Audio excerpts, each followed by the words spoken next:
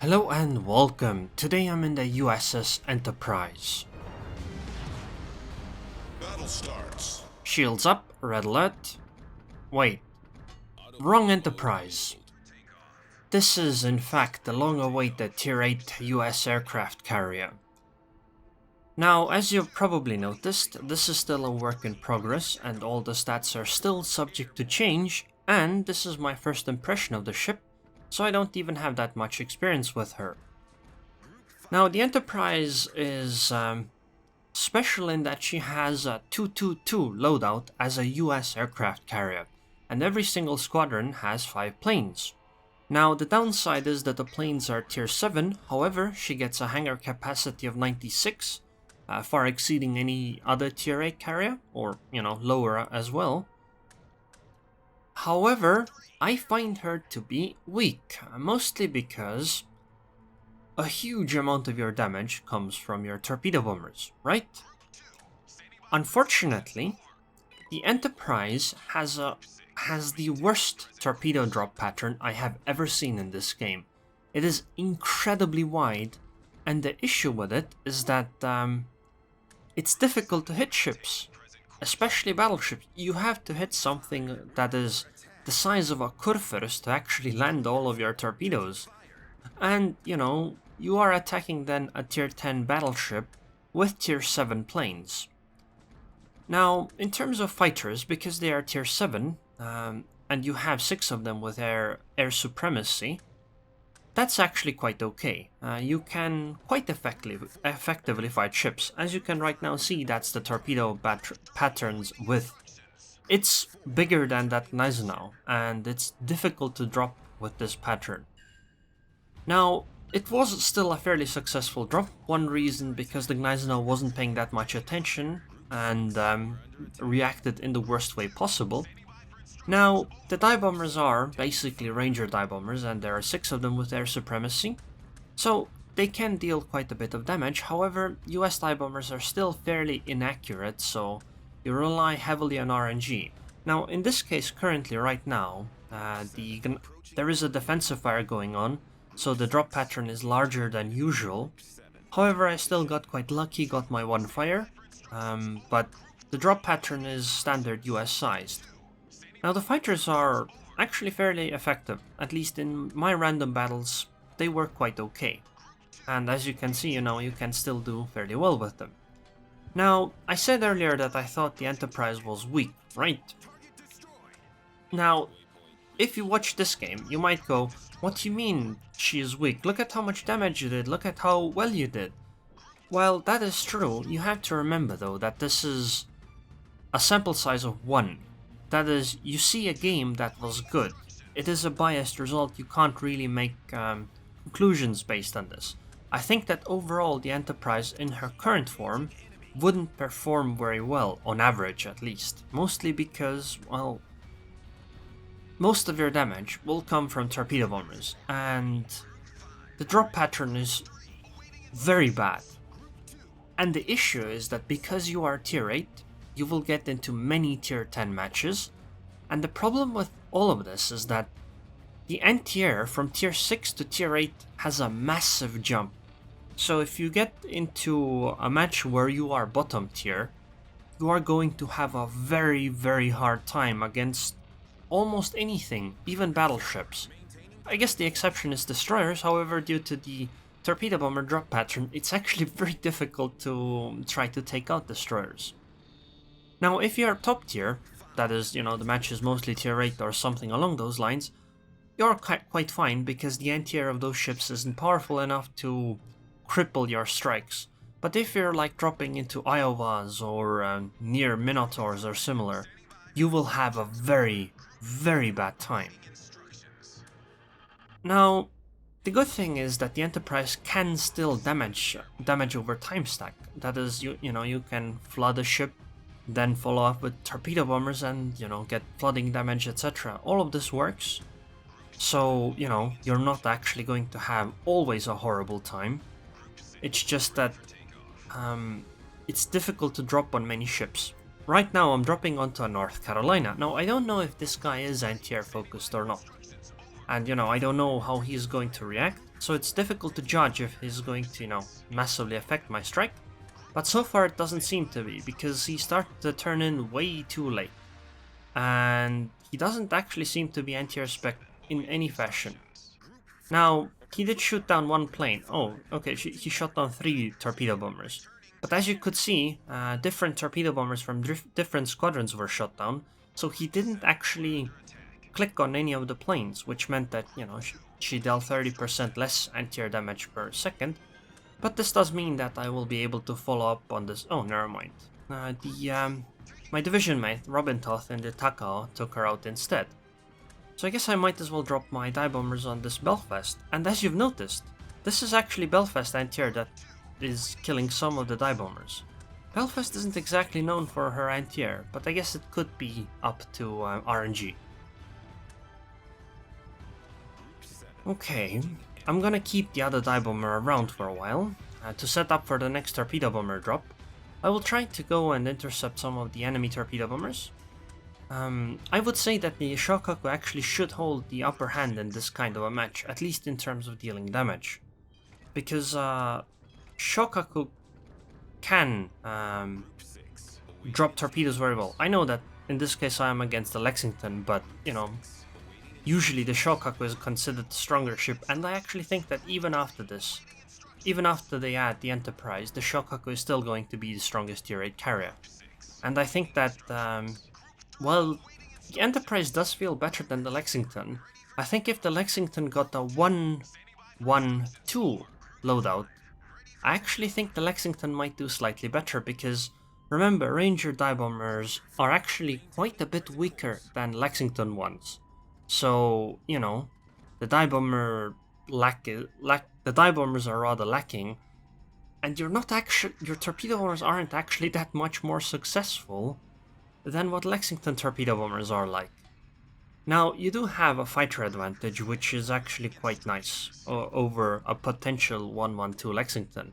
Of course, in the real world, what we have right now is only a 1-1-1 Lexington or a 0-1-3 Lexington. So, when compared to either of those, I think the Enterprise is actually slightly superior of a choice, because it's more balanced. So you're less likely to get completely devastated.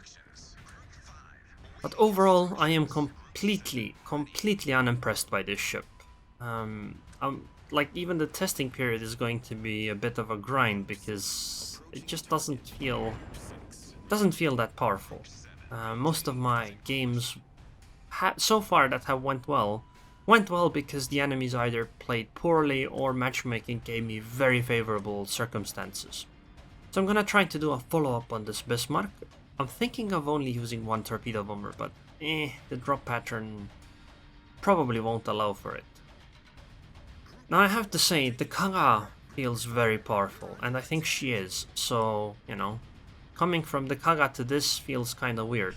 Now, one more thing though, I kinda do mess up my drop patterns on the torpedo bombers as well, or drops on the torpedo bombers as well, because, I'm not quite used to it. But okay, that was enough to take out the Bismarck, so now I'm gonna try to drop on the Warspite. I'm gonna try ignoring the Budion. Oh my god, the Budioni's defensive fire. And as you can see, the defensive fired one is insanely large. Look at this. You can fit like 3 Warspites in this. But, yeah, so I wanted to not drop on the Budioni, so that, maybe she wouldn't use her defensive fire, but she still did. Oh, and the Budioni plus Warspite anti-air actually shot down the squadron. So, as you can see, the planes aren't very durable, which makes sense since, again, they're tier 7, and, this is a defensive fire. Now, my next torpedo bomber drop is going to be on the Budioni, because I know she doesn't have defensive fire, which means that the that will add a lot of damage, or, will enable me to probably take out the Budioni, or at least get very, very close.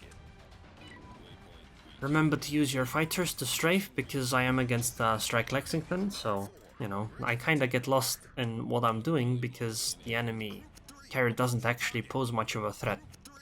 Now, another weakness that the Enterprise has, that I think the Shokaku doesn't, is that the Enterprise is a US carrier, which means that if you lose an entire squadron, your recharge time is incredibly high. It takes a really long time to actually get those planes up again. Which, you know, is a pretty big deal, because on a ship like this you are very likely to actually lose a squadron, or, you know, even multiple of them. So, yeah. Especially if you get into a tier 10 match, which you will get quite often, because again, you are tier 8. I'll take one squadron to try to finish off the Budioni, and the other one will go to the Warspite, and I will go man fight the Warspite. With my secondaries and stuff. Okay, the secondary, I mean, it's going to happen, but it's more of a joke because the secondaries on this ship are fairly weak. I think she has like 4 or 8 secondaries, and they're like 127mm, so yeah, the secondaries aren't much to write home about. But you know, maybe it'll be fun. Okay, the Budioni is gone. So now I only have to worry about the battleship. I'm gonna try to obviously use as much of my planes as I can, and I will try to keep my nose pointed towards the Warspite. That way she will probably not citadel me. But you know, I can't guarantee it, because again, I've never actually, you know, tried this stuff before. And I have to say, I don't really recommend to do this at home. And as I mentioned earlier, just because I managed to get lucky and this works out nicely, you know, that doesn't mean that this would work out every single time or even on average. So don't take this as like an example that the Enterprise can suddenly fight battleships at close range. Because if you look at that, I'm at 2 kilometers from that Warspite. Oh, that was actually a really nice dive bomber hit. 7,000 damage. I didn't expect that much. Now, I did make my fighters escort the friendly New Orleans, and I'm putting auto drops onto the Warspite in case, you know, she gets a nice hit off and I die. In that case, you know, my planes will still drop on the Warspite, and, you know, I will at least get revenge, right? Oh, I think I dropped too close. No. Okay, never mind. I still hit and it caused the flooding, so I think the Warspite is going to die to that. I'm still going to, you know... Yeah, I think... Oh, my secondaries actually set a fire on the Warspite. Oh my god. I actually killed the Warspite with the fire. Wow. Wow. Wow. I guess, you know, the Enterprise was a rather durable ship. By the Japanese, was reported to have been sunk quite a few times. But here, you know, it seems we're getting a similar scenario where she gets hit a lot but still survives. How nice. So the enemy only has 2 ships left. The DD is inside the B cap, so I don't have to worry about it. And I mean, I still have 10,000 health, so I will go try to attack the Lexington instead, because, you know, let's test how it would work against the carrier. Plus, I'm not exactly looking forward to trying to drop with these torpedo bomber patterns on DDs, because I already tried it and it doesn't really work very well. Now, these are some decent strafe targets. Although I think the enemy carrier has the commander skill that gives more HP when a plane is returning to the ship. So, you know, these kinds of strafes at the end aren't very effective, despite the fact that, you know, you can't really do them any better than you can. So the Lexington seems to be going onto the border, so I'll try to do a dive bomber drop on the border, or near there. It's always kinda annoying, but it should be okay, I think. I should still hit a little bit. Excellent, I still hit the fire, that's good enough. And I think the Lexington has used her defensive fire now. Since my damage counter is not ticking up anymore, I expect that the Lexington has used her damage control party, which means that if I do a torpedo bomber follow-up, and as long as I get the flooding, the Lexington is going to take quite a significant amount of damage from this. Which is, you know, fine by me. And as you can see, look, the anti-air of the Lexington is completely wrecking that one squadron, but the other one is actually going to be quite alright. But it's still, you know, defensive fired pattern, and as you can see, you know... Oh, wow, some of the torps actually, yeah. Well, at least I did get the kill with a flooding, so, you know, things went okay. And now there's only the enemy DD left, so... But since we're already at 980 points, the game's pretty much over. So I would say that this match went rather well. I think matchmaking was really generous for me this game, because I was against a Strike Lexington. And I have to say, I have met quite a few Strike Lexingtons. And the other thing is that, let's be honest, the enemy targets that I actually attacked didn't play that well against carriers. So in the end, I did make 800,000 credits, 213,000 damage, 20 torpedo hits, 17 dive bomber hits, 37 planes shot down, 4 ships destroyed, got 13 fires, and even 15 secondary hits. And I got a massive 2,307 base experience, getting number 1 on the board. And here's how the damage went. So 134,000 damage from the torpedo hits, 36,000 with the bombs, 41,000 from fires and flooding, and a little bit from the HE secondaries too. And that's the damage I took mostly from fighting the Warspite. CV tank meta overpowered, right? And here's the credits panel. 700,000 credits profit. Well, it is with a Zulu flag and premium, but still, that's a lot of credits. Anyways, I hope you guys enjoyed this look at the new work-in-progress carrier, the Enterprise. I would like to thank the patrons and Patreon. Thank you very much for your support, Robin Toth, Arib, and Nookzone, and Slavomir, and I hope I'll see you guys next time.